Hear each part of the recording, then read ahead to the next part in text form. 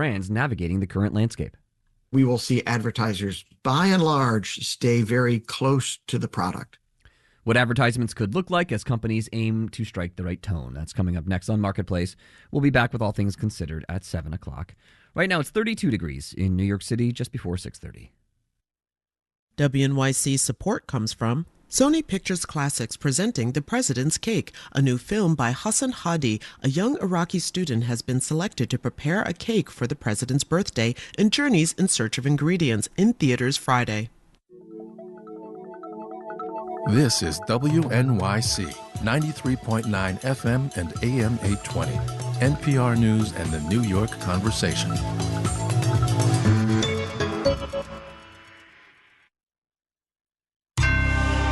Marketplace is supported by Yubico, makers of the YubiKey, securing business applications from phishing for organizations worldwide.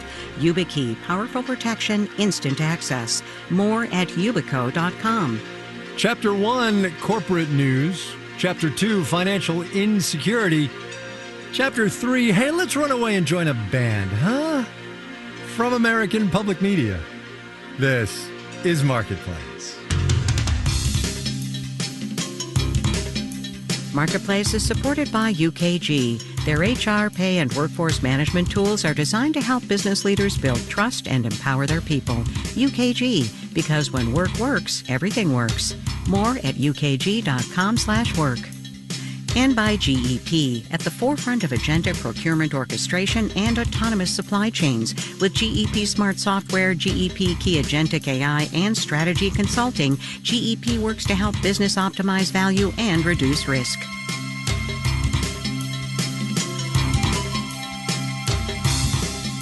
In Los Angeles, I'm Kai Risnell. It is Tuesday today. This one is the 3rd of February. Good as always to have you along, everybody.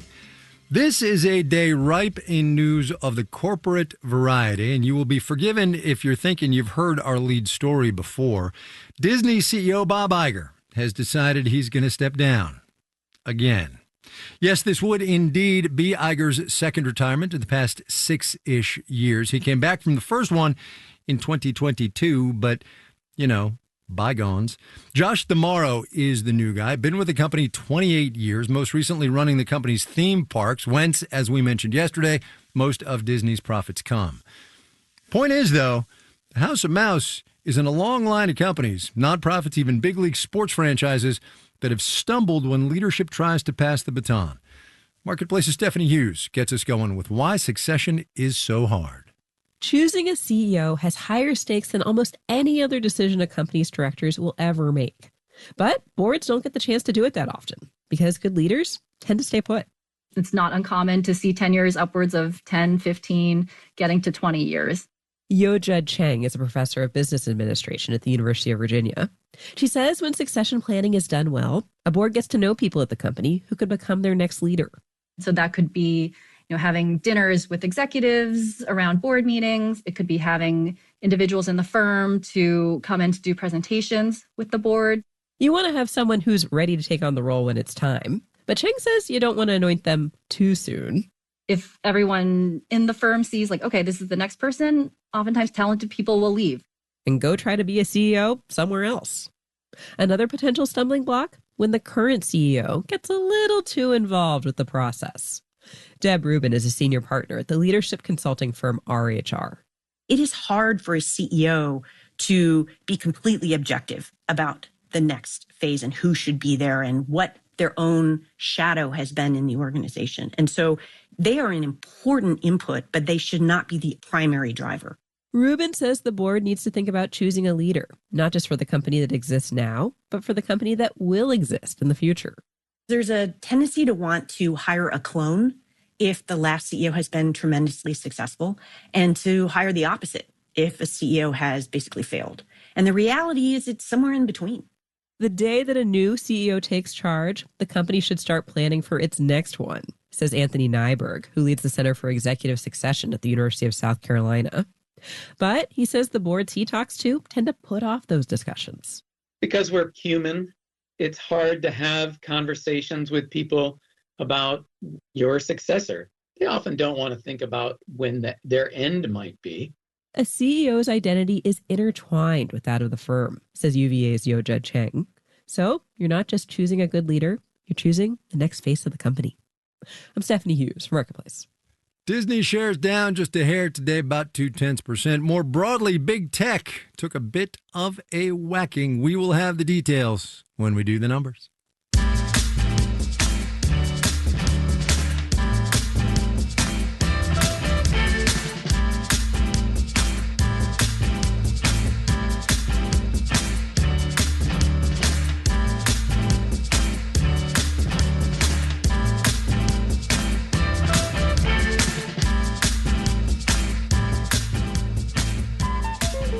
Corporate story number 2 comes to us from the food and beverage aisle by way of the snack counter. PepsiCo reported profits this morning. Did quite fine, thanks, beat expectations, even as it has been selling fewer drinks and snacks in North America. The company's been getting some pressure from some of its big investors to turn things around, which is going to be no mean feat as shoppers are becoming both more cost-conscious and more health-conscious. Marketplace's Daniel Ackerman has more on this modern Pepsi challenge. The name PepsiCo might call to mind a bottle of cola, but many of the company's products are actually salty snacks, says Errol Schweitzer, publisher of the Checkout Grocery Update. They control more than 50% market share in packaged snacks in many major metro areas. That's largely through Pepsi's ownership of Frito-Lay. Doritos, Cheetos, Fritos, Tostitos. But even with the delightful rhymes, the snacks haven't been selling all that well. There are 2 big reasons for that, says Peter Galbo, an analyst with Bank of America. The first? It's about affordability. Pepsi raised its snack prices during the pandemic when a lot of people were at home, apparently snacking. But now, with food inflation elevated, Galbo says consumers are less willing to spend on chips and pretzels. The company announced it's slashing prices by 15% on some of its snacks, effective this week. The timing is not coincidental to this being, the largest snack holiday. A snack holiday also known as the Super Bowl. Pepsi wants to make sure fans stock up on its products before the game. Pepsi is also trying to boost sales by positioning its brands as healthy, says Errol Schweitzer, or at least healthier. They're looking at selling a Doritos with enhanced protein because everybody's obsessed with protein these days. He says some of the changes are marketing more than anything else. If you look at their packaging, they're advertising like a product like Lay's is minimally processed, as healthier or all natural, without really doing much to actually change the product. Plain old potato chips are basically just potatoes, oil, and salt. And when it comes to PepsiCo's flagship cola, well, Dwayne Stanford, publisher of Beverage Digest, says they have been lagging behind in recent years Coca-Cola. Stanford says to address its arch rival, Pepsi will be airing an ad during the Super Bowl featuring a taste test done by a polar bear. And of course, it's Coca-Cola's iconic polar bear, and it chooses Pepsi. Stanford says the drinks in the ad are the zero sugar varieties, a sign, perhaps, of where Pepsi sees its consumers shifting. I'm Daniel Ackerman for Marketplace.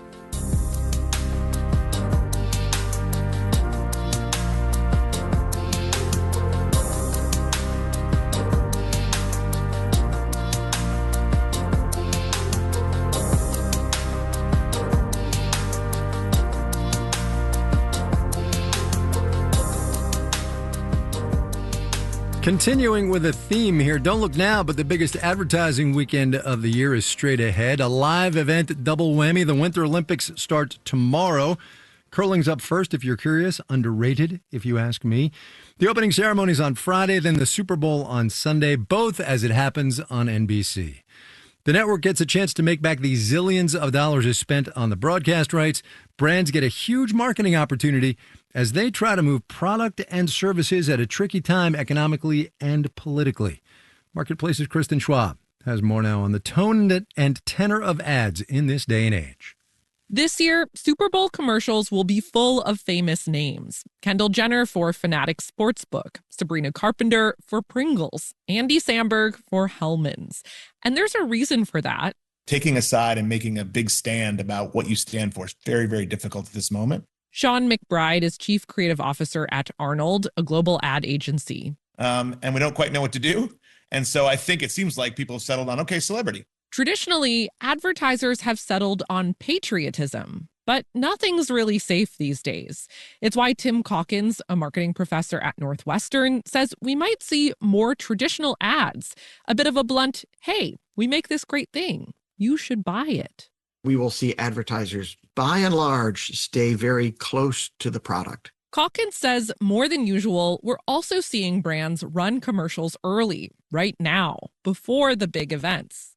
If you have a problem in your Super Bowl ad, it is much better to learn about it before the game rather than after the game when you just showed it to 100 million people or more. About 130 million people last year, actually, a record.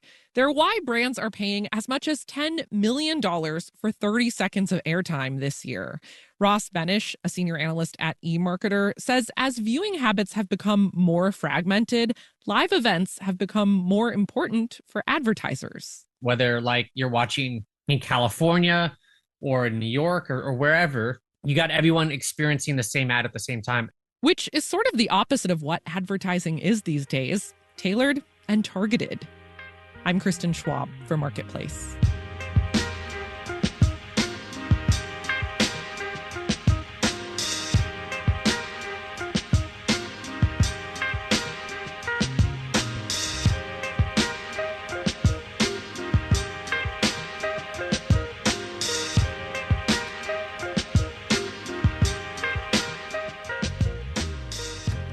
One of the constants in this economy right now, and for a while now actually, has been that things aren't constant. They're volatile a lot of the time, uncertain more often than not.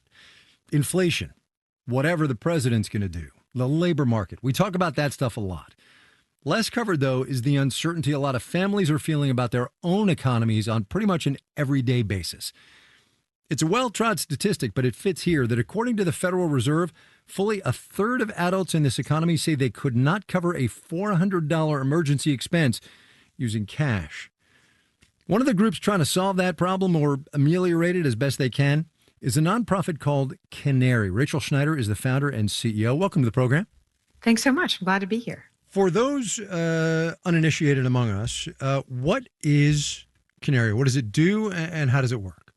Sure. So Canary is a company that helps to facilitate charitable grants to individuals when they experience a crisis. So we help facilitate individuals and companies making donations that are expressly for the purpose of helping people when they experience a financial crisis. And then on the other end of it, we help identify people who are experiencing a crisis and direct that money to them.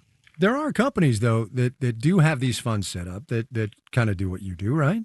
Absolutely. I'd love to say I thought of this idea, but I'm not that creative. In fact, large companies across the U.S. often have a fund like this in place, set up to enable them to help employees when they have a crisis. The reason I founded Canary was I wanted to make that practice much more available to a wider range of companies. I should say here, full disclosure, that we've had you on the program before. It was 8-9-ish years ago. Honestly, I kind of forget. But you had worked on a book. You had done research for a book and co-written a book called The Financial Diaries, in which you gained some insight into sort of this mirage of economic stability that people have. Yeah, exactly. And what that book was about to a great extent. So what we did is I worked with a professor at NYU named Jonathan Mordock. And we set up a research team all across the country that gathered really detailed information from working families over the course of a full year. And it was that full year of information that made the study so unusual because we got to see the ups and downs that people experience from week to week, right? And so when you think about the financial advice that's out there in the world, it assumes a basic level of stability, right? You get told to budget by taking your monthly income and then subtracting the monthly fixed expenses that you will always have, right? Your rent, your car, your insurance. And then from there, you're supposed to say, okay, this is the amount I've left. That's discretionary. But what we actually saw was much more volatility, right? People who, to say, estimate 3 months from now how much you're going to earn in that month is just unrealistic because about half of Americans work hourly jobs, which means that they make a little bit different amount of money every week, depending on if they're given 30 hours a week that week or 45 hours a week that week. And also, and this is important, I think, these grants that Canary is able to give are not huge. I mean, $1,000 is a lot of money, but in the grand scheme of things, $1,000 goes a very long way and is not that much money. It's true. And, and when we were doing that research, the economic jargon is to say usefully large lump sum. Usefully large? That's interesting. I hadn't heard that. Yeah. And Canary is really based on the idea that it is different to get $1,000 once and be able to buy a washer dryer or fix your tires on your car than it is to get an extra $2 in your paycheck for a certain number of hours. Right. There is a phrase that I came across while reading up on you and this company that struck me and maybe is a good way to go out. What you are doing here is, to borrow a phrase from both you and the healthcare industry, you are doing palliative care. You're not fixing the structural problems. I think that's fair. I think about it that way sometimes too. Palliative care is about providing a bit of relief, right? What we do is emergency relief funds. That would have been a quicker way to answer. Well, what does Canary do? Canary provides emergency relief funds to people in a moment of crisis. And those moments are life-changing for people. So that palliative care, right, it sounds like a Band-Aid, but that Band-Aid is what tied somebody over while they figure out the next big step. Rachel Schneider is the CEO, also the founder of Canary. Rachel, thanks for your time. I appreciate it. Thanks so much for inviting me.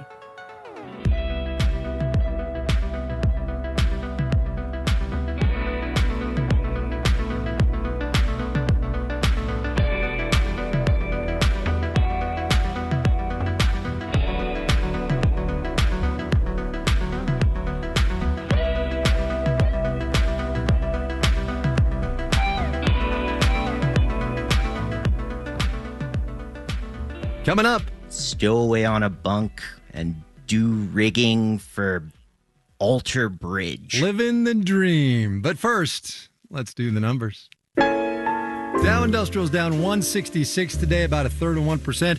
Closed at 49,240, did the blue chips. The NASDAQ gave up 336 points. That is 1.4%, 23,255. The S&P 500 dropped 58 points, about 0.8%, 69 and 17. PayPal plummeted today as the company reported lower than expected earnings and, oh, by the by, ousted its CEO. Analysts say the payment app is popular with people on the lower end of the income scale who've had less purchasing power in this K-shaped economy, as we've talked about. PayPal tanked 20%. Block, the app formerly known as Square, dropped 6%. Shopify down 9 and 0.8%. Dan Ackerman was just talking about PepsiCo's pivot into healthier snack foods and sodas. PepsiCo, which sells, as you know, both traditional Doritos and the protein-enhanced kind, whatever, bubbled up 4 and 9/10%. Today, our rival Coca-Cola gained 2 and 1/10%. Cereal and granola bar king General Mills added 1.9%. Bond prices went up. When that happens, the yield goes the other way. 10-year T-note stands at 4.27%. At the moment, you're listening to Marketplace. The Numbers is supported by Odoo.com, your entire business on one platform. Marketplace is supported by Bitwarden Password Manager. With a reminder this Change Your Password Day, users can create strong and unique passwords for every account with Bitwarden. Learn more at bitwarden.com. And by Solidigm. Today's AI ambitions require a different approach to storage. Solidigm offers solid-state storage solutions optimized for AI with higher capacities, greater speed, and energy efficiency. StorageForAI.com.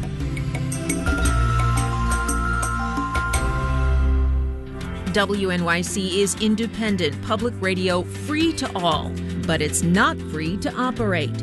For-profit media can raise subscription fees and put important news behind a paywall. But WNYC doesn't have fees or paywalls. We rely on something much more powerful, you. WNYC's monthly sustainers provide the strong, stable foundation that makes our work possible. Not a sustainer yet? Just visit WNYC.org/donate and thanks. WNYC receives support from Theater for a New Audience, presenting Shakespeare's The Tragedy of Coriolanus, directed by Ash K. Tata at Polonsky Shakespeare Center in Brooklyn, now through March 1st only. Tickets at tfana.org. It's Marketplace on WNYC. In the 7 o'clock hour of All Things Considered, a massive tunnel project that would link New York and New Jersey could run out of money by the end of the week. Developers are suing the Trump administration in an effort to get the funding flowing. That and more at 7. This is Marketplace. I'm Kai Ryssdal. There are some challenges in retail construction right now. Building costs and borrowing costs are both high. There are tariffs and the trickle-down effects thereof. The president's immigration policies are a very particular kind of headwind, and consumers continue to buy a whole lot of their stuff online. That is not to say, though, that there aren't some bright spots, and a lot of them are to be found in Texas, which is seeing some significant brick and mortar construction, as Marketplace's Elizabeth Troval tells us. There's an appetite for retail real estate out there, says Ibarra and Akute with the firm CBRE, but nowhere is building it quite like Texas. Retail tends to follow where the people go.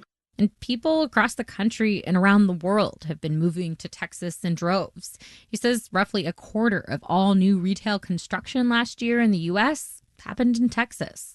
And 5 of the top 7 markets for new retail construction in 2025 were in Texas. So that's Dallas, Houston, Austin, Fort Worth, and San Antonio. In Dallas, Bob Young with real estate company Weitzman says large new supermarkets have been a major driver of retail construction. We're in a grocer gold rush. And why is it? It's so simple. Retail follows rooftops. And rooftops are multi and single family, and they're all fed by commerce, which is job and population growth. The families buying homes in new suburbs and exurbs need somewhere to shop, and people still like buying groceries at a physical store. In Houston, Wade Green with Colliers is seeing growth in what he calls power centers. Think of those large shopping centers.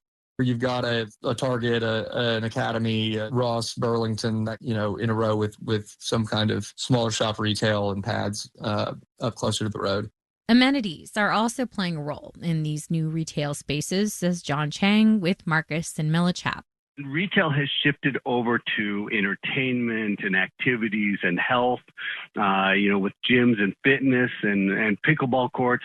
And while retail construction in Texas is expected to continue at a decent pace, he does see some signs of cooling. We did see a slowdown in job creation nationwide. And as that's occurring, a lot of the construction in Texas and the rest of the country, quite frankly, is starting to slow down a little bit. Immigration policies also impact the pace and cost of construction, he says, as well as demand for all kinds of commercial real estate. I'm Elizabeth Troval for Marketplace.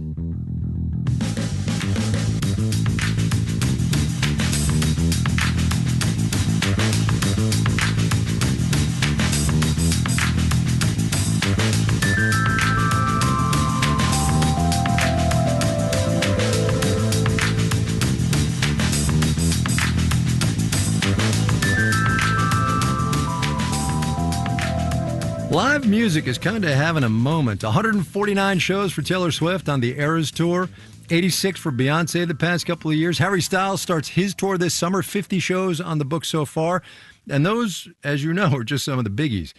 Goldman Sachs says the live music sector is going to grow 7.2% every year for the next decade.